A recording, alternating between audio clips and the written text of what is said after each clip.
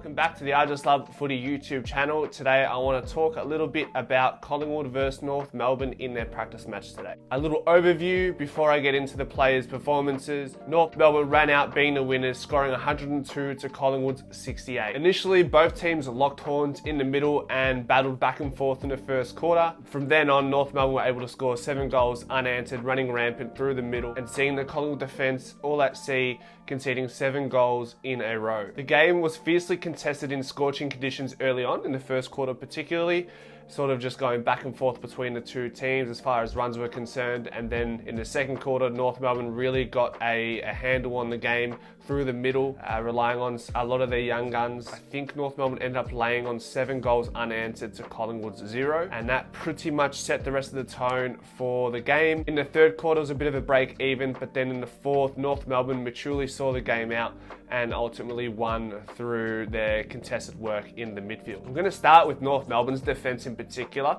North's key tools in Nuon, Toby Pink and Keegan Dawson were really impressive and cohesive throughout the majority of the game. While the ball didn't go their way a whole lot, when it did, they were able to make a quick amends and get the ball back in the direction that North wanted, and that's in their forward 50, where they were really able to lock it in their front half for the majority of the game, or at least that's how it felt. So really promising signs by those 3 tall lads. I don't like the idea of Aiden Core coming in if those boys can perform as well as they did together. Respectfully, Aiden Core is not a premier elite key tool by any stretch of the imagination. He's only getting older, so can North keep those lads in the team to build and grow from there? I think when this season's all wrapped up, we're going to look back at that Zach Fisher trade and really plaudit the North Melbourne committee and panel for picking him up. Zach was pretty much untouchable in the backline as he built the ball out from the backline into the midfield time and time again in that first half, and really helped setting the tone for transition footy for North Melbourne, which you could say when they really did try that sort of game plan last season, it really broke down because the skills that were required and the repetitions that were required weren't there. Whereas now, a second season under Alistair Clarkson, now is probably the time where they're going to see that game plan work, along with the fact that they've brought better players in and players have gotten more mature in the younger ones. Second pick of the 2023 draft, McArcher, looked pretty comfortable and unbothered out there. He had a piercing left foot and was unhurried most of the time when he had the ball. So that's a good sign for a player to have such composure so early on in their career. Granted, it is a pre-season game. Now, conversely, on the other side for Collingwood, the defence had to battle relentless pressure because of the forward half game that North Melbourne were able to build off the back of their strong midfield work. The dam wall was broken down eventually in that second quarter, and players like Frampton, who had to play as a key defender due to the absences of Darcy Moore, Jack Chris, Braden Maynard, Jeremy Howe. So those are 4 obviously key defenders that can do a defensive job. Not so much Jack Chris, but definitely the other 3. Billy was made to be the man to play and do a job on Nick Larkey. He battled well, he had some intercept marks, he had some great spoils, but in the end I think he was overwhelmed, and the whole defence was overwhelmed by the pressure that North Melbourne were able to put on the defence. Charlie Dean, I didn't notice him a whole lot. I'm gonna need a larger sample size before I can make a judgment on him. He was quiet. I didn't notice too many intercept marks, so again, we'll wait and see on that one. Isaac Quaynor had to bear the responsibility of being the main distributor for the most part, alongside John Noble. If you've seen my videos on Isaac in the past, I have mentioned that his next step in his development as an AFL footballer is to take more daring kicks. He is more of a kick down the line, and today we saw that, and I think for him to be a main distributor in a team, we do need to see shorter passes, breaking lines from him moving forward. I have also mentioned that he plays a role in a team that when all the other lads are in, he isn't asked to do that too much. He's asked to be a lockdown intercept player who is versatile. TJ served really well in the second half. I didn't have too much criticism for him, and I'm really optimistic that he will get some games in the AFL this year. Jacob Ryan was quite reliable. I'm liking the preseason he's putting together so far, so I think maybe he will feature at some point. John Noble was a little bit sloppy early in the game. He had some critical errors in the backline that were resulted in goals. So when the game was up for grabs, he was making critical errors. However, as the game went on, he seemed to grow into it pretty well. Took a pretty good mark as well in the last quarter. And lastly, just a note on the side, Quaynor did sit out for the second half of the game for the Collingwood defense. Moving on to the midfield, the engine room of North Melbourne, the youngsters. We had LDU, Will Phillips, who featured in the second half, Wardlaw featured in the first half, Harry Sheasel rotated through, Powell and Lazaro all played significant roles in getting the game going, keeping that forward half pressure applied onto the Collingwood defense, which again ultimately won them in the game. They really put it to the Pies today, and it really showed their desire to create a winning culture very early on in the preseason. For Collingwood, De Goey and Nick Dacos were their usual selves, having their usual imprints on the game, so I'm not going to spend too much time on them. Finlay McRae was good. He had around 20 disposals, kicked a goal, stayed involved, had good tackling pressure, so again, applying his case to be a starter for the start of the AFL season, building on that intra-club match he had last week. Ed Allen was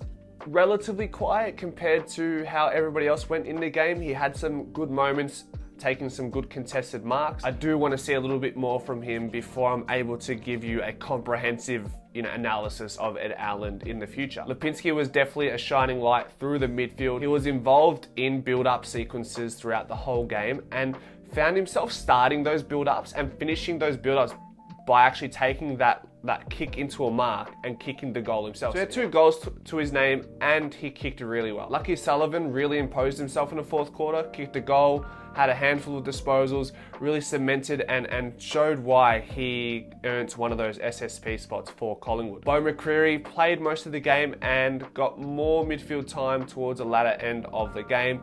He, similar to the intra-club match, really built into the game as a midfielder in that fourth quarter and got a bit more comfortable. Lastly, Nick Dacos, Josh Dacos and De Goey all missed the second half as well. In the ruck department, Sherry was completely dominant in the air, in the ruck contest and around the grounds against Darcy Cameron and Oscar Steen. I think Sherry had 22 disposals to his name by the time the game was over. Darcy Cameron did not play the second half, so it was largely against Oscar Steen. Nevertheless, he was very impressive and was sorely missed by North Melbourne last season. Moving on to North Melbourne's forward line, Nick Larkey enforced himself all game long, dismantling any opponent he had in front of him. His efficient set shot goal kicking hasn't changed and will be a consistent feature this season for the rest of the league to see. I'm really enthralled to see what Nick Larkey's next step is. Can he carry other players and turn them into better players along with him? Cam Zurhaar was really assertive with a couple goals and a couple goal assists, really complimenting Nick Larkey's performance. And another really intriguing prospect in Paul Curtis after a really good season last year. He had a couple of really impressive goal assists, so that's a consistent theme that he had last year, averaging 1 per game, which is a decent return on a young player like Paul Curtis, and he's a goal sneak, so he's going to build on the season he had last year and really help mould this developing forward line in North Melbourne. Lastly, Collingwood's forward line, Ash Johnson and Reef McInnes were really impressive in certain stints throughout the game. Granted, the service was not frequent due to the way the game trended in the way of forward half pressure and the contested clearances being won largely by the North Melbourne midfield.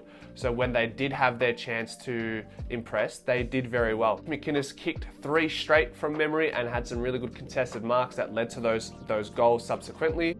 And he actually had a really nice left foot kick inside 50 after taking a mark. So he chose to use his left instead of his right when he had both options, and I think he just wanted to show that he's got many strings to his bow. Ash Johnson was really strong, taking marks on the lead with his defender on him while the ball was getting belted at him from the midfield into the forward line, so that was really impressive. He also kicked 3 goals and had a couple of goal assists. Nathan Kruger was underwhelming. He tried to inject himself in the game through his energy, his tenacious energy that he usually provides. Sometimes that isn't enough when you aren't presented the opportunity to lock the ball inside 50. So a bit subpar from him, which suggests so far that we're probably going to see AJ and McInnes feature at the start, but this is an ever-changing landscape and we probably won't know what the mix of that forward line will look like come round 1. Bobby Hill was dazzling throughout the whole game. He took contested marks on bigger players. His goal assist, I think he had 3, which is something I'm hoping he can continue to thrive on this season. Last year, there wasn't a whole lot of that. I think he's a little bit below average relative to the elite small forwards. That's something I really want him to improve and grow on, and we've seen that so far in this pre-season. He kicked a few goals as well to go with it. It was overall a really exciting performance by Bobby, and I'm keen to see some consistency and growth in his game. If I had to give a best on for both teams, it was Harry Sheasel for North Melbourne, 42 disposals, 3 goal assists. I mean, how can you go around that? And then for Collingwood, I'm umming and ahhing about going with either Paddy Lipinski, because in the moments when the game was tough, he did really well with kicking goals and providing a passing option. And then you have Bobby Hill, who didn't collect the ball a whole lot, but when he had the ball, he just looked dangerous every single time and provided goal assist and kick goals himself. And he presented a little bit more than just a small forward as he outmarked larger opponents. Lachie Schultz played higher up the ground, whereas Bobby played a little bit deeper. Lachie's distribution going inside 50 was put on display for everyone to see for the first time in black and white colours. He also kicked a set shot goal, and his elite tackling pressure that he had at Fremantle was also put on display today. A lot to take from both teams today. Always take it with a grain of salt as it is a preseason game, but do not be fooled. These performances and games matter for both sides and will play a significant role in the narrative of how their season transpires moving forward. If you want to see why I'm so bullish about Bobby Hill's upcoming season and why I think he could potentially be an All-Australian by the time this season's done, click on this video I made about Bobby Hill and you'll find out why. Thanks everyone, see ya.